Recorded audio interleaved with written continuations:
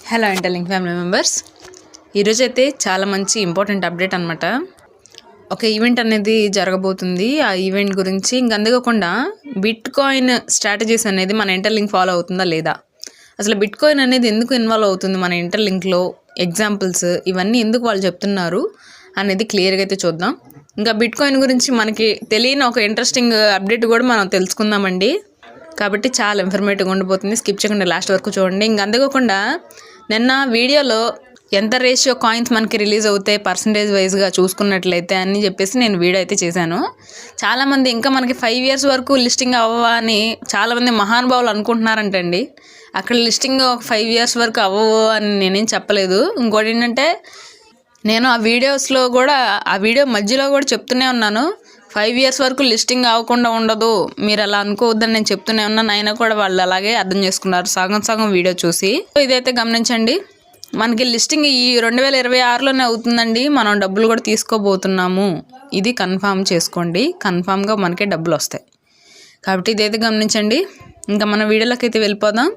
ఇంకా మన ఛానల్ని సబ్స్క్రైబ్ చేసుకున్న వాళ్ళు వెంటనే సబ్స్క్రైబ్ చేసుకోండి. ఈ వీడియోని మీ ఫ్రెండ్స్ అందరికీ షేర్ చేయండి, వాళ్ళకు కూడా చాలా బాగా యూజ్ అవుతుందన్నమాట. ఇంకా టాపిక్లోకి అయితే వచ్చేద్దాం.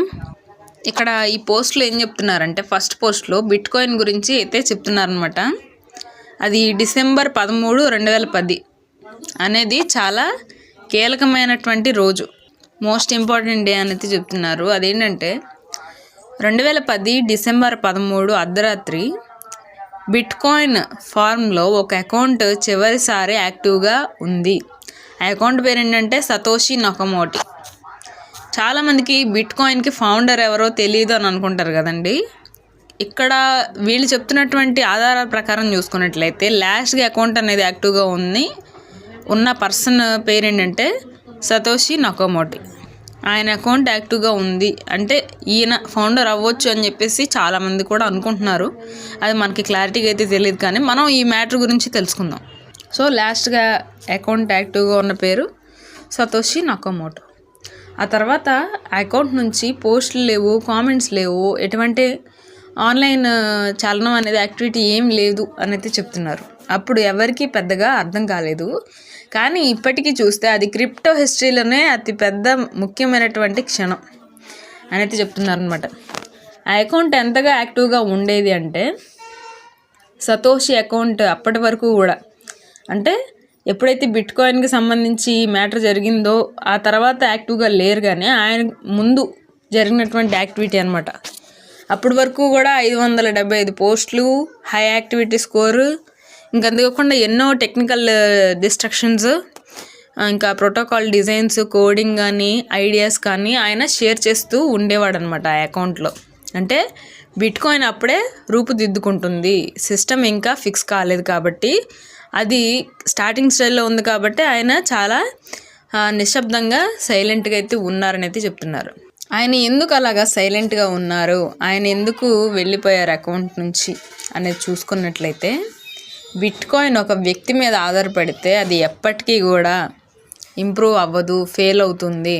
అంటే ఆ వ్యక్తి యాక్టివ్గా ఉన్నంతకాలం కానీ, అప్డేట్స్ ఇచ్చినంతకాలం కానీ అది బిట్ కాయిన్ మీద ట్రస్ట్ అనేది చూపిస్తారు. అప్పుడు వరకే ఆ బిట్ కాయిన్కి వాల్యూ అనేది ఉంటుంది. కానీ ఇక్కడ ఏంటంటే, ఎందుకంటే ఇక్కడ ఫౌండర్ ఉంటే అథారిటీ ఉంటుంది. అంటే అథారిటీ, ఈ కాయిన్ ఈయన కనిపెట్టాడని చెప్పేసి అథారిటీ ఉంటే కంట్రోల్ ఉంటుంది. అంటే ఇంత లిమిట్ మాత్రమే సప్లై ఉండాలి, ఇంతవరకే మీరు మైనింగ్ చేసుకోవాలి అని ఒక లిమిటేషన్స్ ఉంటాయి, కంట్రోల్లో ఉంటుంది. కంట్రోల్ ఉంటే డీసెంట్రలైజేషన్ అనేది పోతుంది. అందుకే సతోషి కావాలనే వెనక్కి తగ్గారు అనేది చెప్తున్నారు. ఫౌండర్ కనిపించకుండా పోవడం వల్ల ఏం జరిగింది, ఇప్పుడు బిట్ కాయిన్ ఏ రేంజ్లో ఉందో అందరికీ తెలుసు కదండి. ఈ విషయాలన్నీ కూడా వింటుంటే అసలు క్రిప్టో అనేది ఎంత అద్భుతంగా ఉంటుందా అని అనిపిస్తుంది అనమాట. అది కాన్సన్ట్రేషన్ అనేది ఇక్కడ పెట్టి వింటే. ఇక్కడ ఆయన వెనక్కి తగ్గడం వల్ల, కనిపించకుండా పోవడం వల్ల మంచి విషయాలు ఏమేమి జరిగాయో చూసుకుంటే, ఎవరు ఇది నా ప్రాజెక్ట్ అనలేదు, బిట్ కాయిన్ ఓపెన్ సిస్టమ్ అయింది, కమ్యూనిటీ కానీ, మైనర్స్ కానీ, డెవలపర్స్ కానీ బాధ్యత తీసుకున్నారు, ఆ కాయిన్ని డెవలప్ చేయాలని ఒక మైండ్ సెట్తో వాళ్ళు ఉన్నారు. ట్రస్ట్ అనేది కోడ్ మీదకి మారింది, ఇంకా పవర్ అనేది పీపుల్ చేతిలోకి వెళ్ళింది అని చెప్పుకోవాలి. అలాగా బిట్ కాయిన్ అనేది చాలా స్ట్రెంగ్త్ అనేది ఇక్కడ సాధించిందనే చెప్పుకోవాలి. కానీ నెగిటివ్ కూడా ఉన్నాయి. చాలామంది అవమానించారు బిట్కాయిన్ని స్టార్టింగ్ స్టేజ్లో. ఇది వేస్ట్, క్రిప్టో వేస్ట్ అసలు అని. మనకి క్రిప్టో అంటేనే బిట్కాయిన్ అని బాగా అర్థమైంది కదా అందరికీ. ఎక్కువ శాతం స్టార్టింగ్లో బిట్కాయినే ఉండేది క్రిప్టోలో. అప్పుడు చాలామంది అవమానించారు, ఇదంతా వేస్ట్, ఇది అసలు ఇదంతా డిజిటల్ కాబట్టి డిజిటల్ ఏదైతే ఉంటుందో అది మన మనుషులు టెక్నాలజీని క్రాస్ చేయలేరు, అసలు వాడుకోలేరు బిట్కాయిన్ క్రిప్టోని అని చాలామంది అవమానించారు. ఇది ఒక స్కామ్ కదా అని చెప్పేసి చాలామంది కూడా ప్రశ్నించారు. ఫౌండర్ లేరని సిస్టంపై విమర్శలు కూడా చేశారు. కానీ కాలక్రమేణా సిస్టమ్ సర్వైవ్ అయ్యింది. ఆ తర్వాత చాలా విషయాలైతే జరిగాయి. అదే విషయంలో చూసుకున్నట్లయితే ఇక్కడ ఏం చెప్తున్నారంటే, ఇక్కడ వ్యక్తి ఉండకపోయినా కూడా రికార్డ్స్ ఉన్నాయి, కోడ్ ఉంది, ట్రాన్సాక్షన్స్ జరుగుతున్నాయి, హిస్టరీ అందరికీ కూడా కనిపిస్తుంది. నమ్మకం వ్యక్తి మీద కాదు సిస్టమ్ మీద ఉంది కాబట్టి బిట్కాయిన్ ఈ రేంజ్లో ఉంది. ఇప్పుడు ఇదంతా కూడా బిట్కాయిన్ గురించి ఇంటర్లింక్ ఎందుకు గుర్తు చేస్తుంది అనేది కూడా చూద్దాం. ఈ పోస్ట్ లోపల ఏం చెప్తున్నారంటే వీళ్ళు, ఇంటర్లింక్ ఒక వ్యక్తి మీద డిపెండ్ అయ్యేటటువంటి ప్రాజెక్ట్ అయితే కాదు. ఇది ఒక హ్యూమన్ నెట్వర్క్, మనుషుల మీదే డిపెండ్ అయి ఉంటుంది. ఒకరి మాట వేదం మాత్రమే కాదు. ఇక్కడ పార్టిసిపేషన్స్, కన్సిస్టెన్సీ, రికార్డ్స్ ఇవన్నీ కూడా ఉంటాయి. అందుకే కదండి మొత్తం వర్క్ అంతా కూడా మన మీదే వీళ్ళు డిపెండ్ అనేది చేస్తున్నారు. వెరిఫికేషన్స్ కానీ, హెచ్సిఎస్ స్కోర్ కానీ, డైలీ మైనింగ్ కానీ, హిస్టరీ ట్రాకింగ్ కానీ ఇవన్నీ కూడా చాలా ఇంపార్టెంట్ మన ఇంటర్లింక్లో.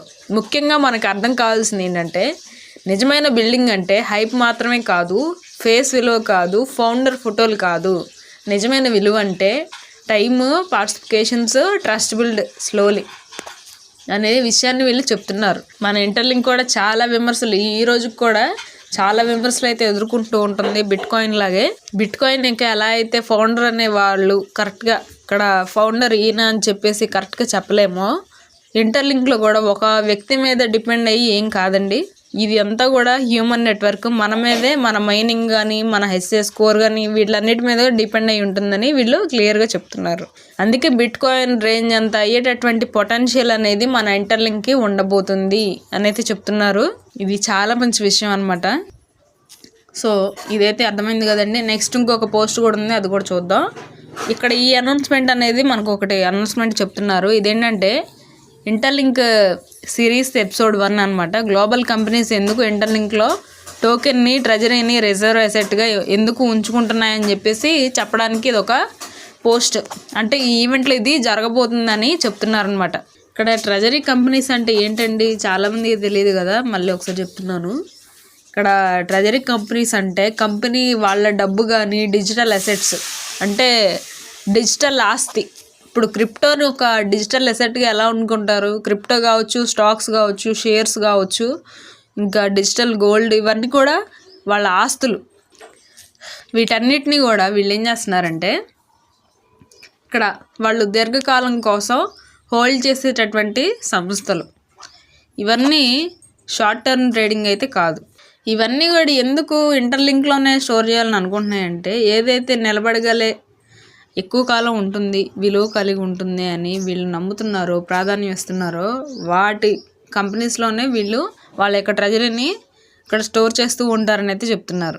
అటువంటి కంపెనీస్ ఏవైతే ఉంటాయో ఇంటర్లింక్ని విలువను కాపాడే ఒక అసెట్గా, స్పెక్యులేషన్స్ తగ్గించే అసెట్గా, ఇంకా అంతేకాకుండా రియల్ యూటిలిటీ ఉన్నటువంటి ఒక అసెట్గా చూస్తున్నారు. అందుకే ఇది చాలా ఇంపార్టెంట్. ఈ ఎపిసోడ్లో మనకి అసలు ఈ సెషన్స్లో ఏమేమి చెప్పబోతున్నారంటే, ఇదే తొలిసారి 2 ఇంటర్లింక్ ట్రెజరీ కంపెనీస్ పబ్లిక్గా బయటకు వచ్చి తమ స్ట్రాటజీ కానీ, విజన్ని కానీ, ఇంకా రీజనింగ్ని కానీ ఓపెన్గా చెప్తున్నాయి. అంటే ఇక్కడ మార్కెటింగ్ మాటలైతే కాదు, హైప్ కాదు, అసలు ఎందుకు ఇంటర్లింక్ని ఎంచుకున్నారో వాళ్ళు నిజాయితీగా బయటికి ఓపెన్గా చెప్తున్నారనమాట. వాళ్ళు ఏం చెప్పాలని అనుకుంటున్నారంటే ఈ సెషన్లో టోకెన్ వాల్యూ అనేది ఎలా ప్రొటెక్ట్ అవుతుంది అంటే, ఇక్కడ మనకి చూసుకున్నట్లయితే ధర వాల్యూ అంటే మన ఇంటర్లింక్ ప్రైస్ ఏదైతే ఉంటుందో ప్రైస్ గురించి మ్యానిపులేషన్స్ అయితే ఏమీ లేవు, అంత హైప్ అయితే తీసుకువెళ్ళట్లేదు కదా. $1 నుంచి $3, అది కూడా పెద్ద హైప్ ఏం కాదండి. మనం ఇంకా $1 అనేది ఎస్టిమేషన్ వేసుకుంటే చాలా బెటర్. ఇక్కడ అక్కడ అలాంటి మ్యానిపులేషన్స్ అనేవి ఏమీ ఉండవు అనేది చెప్తున్నారు మన ఇంటర్లింక్లో. ఇంకా షార్ట్ టర్మ్కి సంబంధించి అలాంటివి ఏమి ఉండవు, లాంగ్ టర్మ్ మాత్రమే ఇక్కడ ఉంటుందని అయితే చెప్తున్నారు. ఇంకా అంతేకాకుండా డిసిప్లైన్డ్ టోకెనామిక్స్ అంటే ఏంటనేది చూసుకుంటే, టోకెన్ నిర్బంధం లేకుండా మార్కెట్లోకి వదలరు. లాంగ్ టర్మ్ స్టెబిలిటీకి స్పష్టమైన రూల్స్ అనేవి కూడా ఉంటాయి. వీటి గురించి వాళ్ళు చెప్తారనమాట ఆ సెషన్లో. ఇంకా అందుకోకుండా ఏంటంటే రియల్ వరల్డ్ అడాప్షన్, ట్రేడింగ్ మాత్రమే కాదు, పేమెంట్స్ కానీ, ఐడెంటిటీ కానీ, గవర్నెన్స్ కానీ వాటిలో ఎలాగ ఉపయోగం పెరుగుతుందనేది వాళ్ళు చెప్తారు. Next human network economy system, మనుషులకు ఉపయోగపడేటటువంటి టెక్నాలజీ కేవలం లాభం మాత్రమే కాకుండా నిజమైన యూజ్ కోసం కూడా మన ఇంటర్లింక్ని ఎలాగా యూజ్ చేస్తున్నారు అనేది కూడా వీళ్ళు చెప్తున్నారు. నెక్స్ట్ ఇక్కడ ఈ యొక్క ఏదైతే అనౌన్స్మెంట్లో ఎవరెవరు మాట్లాడబోతున్నారంటే, ఇక్కడ ఇవాళ మాట్లాడే వాళ్ళు జస్ట్ కమ్యూనిటీ మెంబర్స్ మాత్రమే కాదు, హోస్ట్లు ఎవరంటే నికోల్ బిజినెస్ డెవలప్మెంట్ హెడ్ అనమాట, ఇంకా జోయల్ ఇక్కడ ఇంటర్లింక్ గ్లోబల్ పార్ట్నర్ అనమాట. వీళ్ళిద్దరూ చాలా చాలా మోస్ట్ ఇంపార్టెంట్ వ్యక్తులు అని చెప్పుకోవాలి. నెక్స్ట్ స్పెషల్ గెస్ట్లు ఎవరంటే కెన్నీ ఏ టిమ్మరింగ్, మన CEO ఇంటర్లింక్ ల్యాబ్స్కి, కాబట్టి ఆయన కూడా గెస్ట్ లాగా ఉంటున్నారనమాట ఇక్కడ. ఇంకా ఇక్కడ CH అని చెప్పేసి ఏ సూపర్ క్లస్టర్ లిమిటెడ్, సింగపూర్కి సంబంధించి, హాంకాంగ్కి సంబంధించి వాళ్ళు కూడా రాబోతున్నారు గెస్ట్ లాగా. అంటే ఇక్కడ USకి సంబంధించి హాంకాంగ్, సింగపూర్ నుంచి పెద్ద కంపెనీస్ లీడర్స్ డైరెక్ట్గా మాట్లాడతారు. ఇంకా మనకి కమ్యూనిటీకి దీనివల్ల లాభం ఏంటంటే, ఇది క్లియర్ సిగ్నల్. ఇంటర్లింక్ ఒక చిన్న ప్రాజెక్ట్ మాత్రమే కాదు, ఇంకా ఇదైతే long term project. Public trading token మాత్రమే కాదు, ఇన్స్టిట్యూషన్ లెవెల్ అడాప్షన్ దిశలో ఉందని అయితే చెప్తున్నారు. అంటే లాంగ్ టర్మ్ స్టెబిలిటీ, స్పెక్యులేషన్స్ తక్కువ, స్ట్రాంగ్ ఫౌండేషన్ అనేది ఉండబోతుంది. ఈ సెషన్ అనేది ఎప్పుడు ఉంటుంది, ఎక్కడ ఉంటుందని చూసుకుంటే ట్యూస్డే 8 PM, అది కూడా 8 PM అంటే ఇది USA టైమ్స్ అనమాట, మనకు కాదు. సో ఆ టైంలో అయితే ఉంటుంది. ఇది మొత్తం కంప్లీట్ అయిపోయిన తర్వాత మనకు అప్డేట్స్ వస్తాయిలేండి. అప్పుడు ఏమైనా లిస్టింగ్ డేట్ కానీ అదన్నా చెప్పే అవకాశం ఉందేమో చూద్దాం. కాబట్టి ఇవన్నీ అయితే చాలా మంచి అప్డేట్స్ అనమాట. ఇవన్నీ ఇంటర్లింక్ మనం చూస్తుండగానే ఎంత పెద్ద రేంజ్లోకి వెళ్ళబోతుందో మనం చూస్తాం. ఇది హైప్ మాత్రమే కాదు, ఇది ట్రస్ట్, కమ్యూనిటీ గ్రోత్. ఇది మాటలేం కాదు కదండి. ఒకసారి ప్లేస్టోర్కి వెళ్ళి చూడండి, 50 లక్షల డౌన్లోడ్స్ కంప్లీట్ అయిపోయి ఉంటే, ఒక సాధారణ యాప్ని ఇంత ఫాస్ట్గా ఇంత బాగా ఆదరించారంటే ఇంటర్లింక్ స్థాయి అనేది మీరు అర్థం చేసుకోవాలి. నెగిటివ్గా మాట్లాడే వాళ్ళు ఎప్పుడు మాట్లాడుతూనే ఉంటారు, వాళ్ళ గురించి మనం పట్టించుకోకూడదు. సో ఇవైతే గమనించండి. వీడియో ఇన్ఫర్మేటివ్గా అనిపిస్తే వీడియోకి లైక్ చేసి మన ఛానల్ని సబ్స్క్రైబ్ చేసుకొని సపోర్ట్ చేయండి. Thank you very much.